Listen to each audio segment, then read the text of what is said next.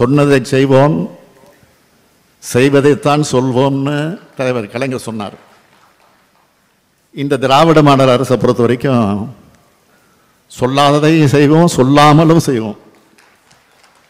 பெரிய பெரிய திட்டங்களை மாவட்டத்துக்கு தேவையானதை திட்டமிட்டு செஞ்சுட்டு தரோம். பொதுமக்களோட தனிப்பட்ட கோரிக்கைகளையும் கேட்டு செயல்படுத்தி கொடுக்கறது மூலமா எல்லோரும் மனநிறைவு அடையும் ஆட்சியா நம்மோட கழக அரசு செயல்பட்டு வருது. பல்வேறு நலத்திட்டங்கள் மூலமா ஒவ்வொரு வீட்டுக்கும் ஏதாவது ஒரு பயன் கிடைச்சி அதில் அவங்க பலன் அடைஞ்சுக்கிட்டு இருக்காங்க. அதே மாதிரி மக்களுடன் முதல்வர் திட்டத்து மூலமா யாருக்கும் எந்த குறையும் இல்லை என்ற நிலையை உருவாக்க நாங்கள் இப்போ பாடுபட்டுக்கிட்டு இருக்கோம். இப்படி மக்களுக்காக செயல்படுறது எதிர்கட்சிகளுக்கு பொறாமையும் எரிச்சலையும் ஏற்படுத்துது. அதனால அவதூறுகள், பொய் பிரச்சாரங்கள் மூலமாக இந்த ஆட்சி கெட்ட பெயர் ஏற்படுத்த நினைக்கிறாங்க. வாக்களித்தவங்க, வாக்களிக்க மறந்தவங்க என்ற எந்த வேறுபாடும் பார்க்காம எல்லா மக்களுக்குமான அரசாக நாம் செயல்பட்டுக்கிட்டு வரோம். ஆனால் இதே பெருந்தன்மையை மற்றவங்க கிட்ட பார்க்க முடியல. தமிழ்நாட்டில் தொடர் தோல்வி, படுதோல்வி அடைஞ்ச பிறகும் அதிலிருந்து ஒன்றிய அரசு இன்னும் பாடம் கற்றுக்கல. தமிழ்நாட்டின் முக்கிய கோரிக்கையாக இருக்கக்கூடிய மெட்ரோ ரயில் போன்ற திட்டங்களுக்கு கூட நிதி ஒதுக்க ஒன்றிய அரசுக்கு மனம் இல்லை, நல்ல குணம் இல்லை, பாடம் கற்றுக்கிறதுக்கு நினைப்பும் இல்லை. தன்னுடைய 10 வருஷ காலத்தில் தமிழ்நாட்டில் எந்த ஒரு பெரிய திட்டமும் செய்யலை. ஒன்றிய அரசு என்பது விருப்பு வெறுப்புகளை கடந்து எல்லா மக்களுக்குமான பொதுவான அரசாக செயல்படணும் என்பதை இனியாவது அவங்க உணர வேண்டும்னு தமிழ்நாட்டு மக்கள் சார்பில் கேட்டுக்கிறேன். திமுகவை பொறுத்த வரைக்கும் நாங்கள் மக்கள் கூட இருக்கோம். மக்களாகி நீங்கள் எங்கள் கூட இருக்கீங்க. இதுதான் எங்களுடைய வெற்றியின் ரகசியம். இதுதான் தமிழ்நாட்டு வளர்ச்சியின் ரகசியம். மக்களுக்கு உண்மையாக இருந்து உண்மையாக வளர்ச்சியை உருவாக்குவோம். இந்தியாவோட முதன்மை மாநிலமாக இருக்கிற தமிழ்நாட்டை உன்னதமான சிறந்த மாநிலமாக உருவாக்கி காட்டுவோம்.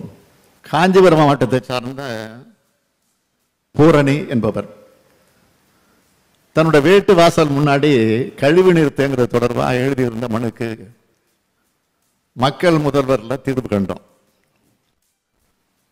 அதுக்கு நன்றி தெரிவித்தவங்க எழுதின கடிதத்தில் என்ன சொல்லி அதில் குறிப்பிட்டிருந்தாங்கன்னா, இதய நோயாளியான அவங்களுக்கு தேவையான மருந்துகள் அரசு மருத்துவமனைகளே கிடைச்சிடுறதாகவும், ஆனால் ஒரே ஒரு மாத்திரை மட்டும் வெளியிலே வாங்க வேண்டிய நிலை இருக்கிறதாகவும் சொல்லியிருந்தார். அந்த மாத்திரையோட விலை ஒரு அட்டை 215 ரூபா. ஒரு நாளைக்கு 2 மாத்திரைன்னு ஒரு மாதத்துக்கு 60 மாத்திரை சாப்பிடணும். கலைஞர் மகளிர் உரிமை திட்டத்தில் கொடுக்கிற 1000 ரூபாய் இதுக்கு ரொம்ப உதவியாக இருக்கிறதாகவும், கடந்த 8 மாதமாக இந்த தொகையில் தான் மருந்து வாங்குறதாகவும் அந்த கடிதத்தில் அவங்க சொல்லியிருந்தாங்க. அடுத்து தூத்துக்குடி மாவட்டத்தை சார்ந்த ஜீனி வேதமுத்து என்பவர் எழுதின கடிதத்தில், கடந்த 20 ஆண்டுகளாக செப்பனிடமாக இருந்த கைலாசபுரம் செட்டியூரணி சாலையை சீரமைச்சு கொடுத்ததுக்கு நன்றி சொல்லியிருந்தார். எதிர்கட்சிகள் என்ன பேசுனாங்க, இவங்க ஆட்சிக்கு வரப்போறதில்ல, இந்த பெட்டியும் திறக்க போறதில்ல அப்படின்னு இருமாப்பில் கேலி பண்ணாங்க, கிண்டல் பண்ணாங்க. ஆனால் பொதுமக்களான நீங்கள் திமுக மேலேயும் என் மேலேயும் நம்பிக்கை வச்சு அந்த கேலி மனிதர்களை தோக்கடிச்சு எங்களுக்கு பெரிய வெற்றியை தேடி தந்தீங்க. ஆட்சிக்கு வந்ததும் உங்களுடைய மனுக்களை கவனிக்கிறதுக்காகவே புதுசாக ஒரு துறையை உருவாக்கினேன். அந்த துறையோட பெயர் உங்கள் தொகுதியில் முதலமைச்சர். என்கிட்ட கொடுக்கப்பட்ட மனுக்கள் துறை வாரியாக பிரித்தோம். அதிலிருந்து நடைமுறை சாத்தியம் உள்ள 2,29,216 மனுக்களுக்கு உடனடியாக தீர்வு கட்டும். மக்கள் வச்ச கோரிக்கைகளில் சாத்தியமுள்ள அனைத்தையும் நிறைவேற்றியிருக்கோம்.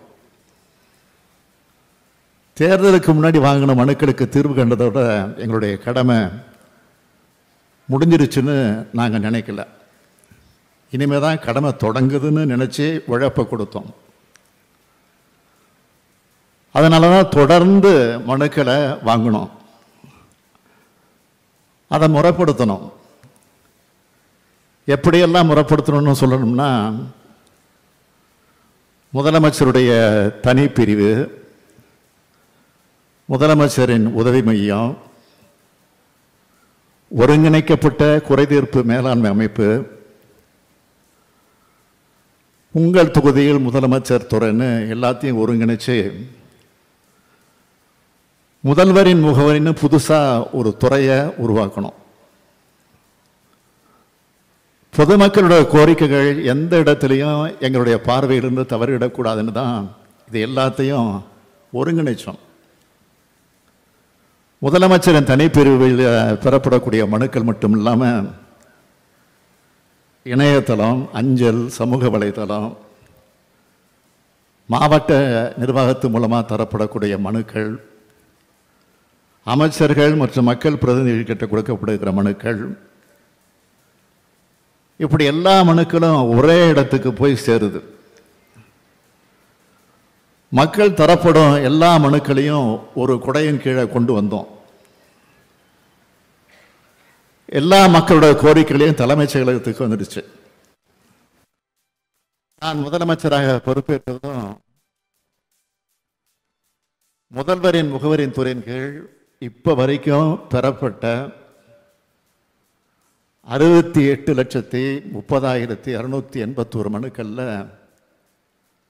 66,25,304 மனுக்களுக்கு உரிய முறையில் தீர்வு கண்டிருக்கும். அதுலேயும் தருமபுரி மாவட்டத்தில் மட்டும் 72,438 மனுக்களுக்கு சாதகமான முறையில் தீர்வு அளிக்கப்பட்டிருக்கு. இப்போ நான் சொன்னதெல்லாம் நீங்கள் அரசு துறை அலுவலர்களுக்கு போய் மனுக்களை கொடுத்ததை பற்றி.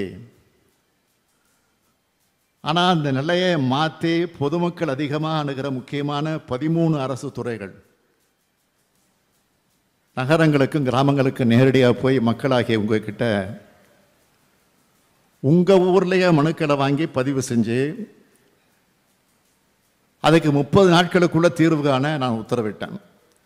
அதன்படி உருவானது தான் இந்த மக்களுடன் முதல்வர் திட்டம். முதல் கட்டமாக மாநகராட்சிகள், நகராட்சிகள், பேரூராட்சிகள் மற்றும் நகர்ப்புறங்கள் ஒட்டி இருக்கக்கூடிய கிராம ஊராட்சிகளில் இந்த முகாம்கள் நடத்தப்பட்டுச்சு. இந்த முகாம்கள் வாயிலாக பெறப்பட்ட சுமார் 8,74,000 மனுக்களுக்கு இது வரைக்கும் தீர்வு கண்டிருக்கோம்.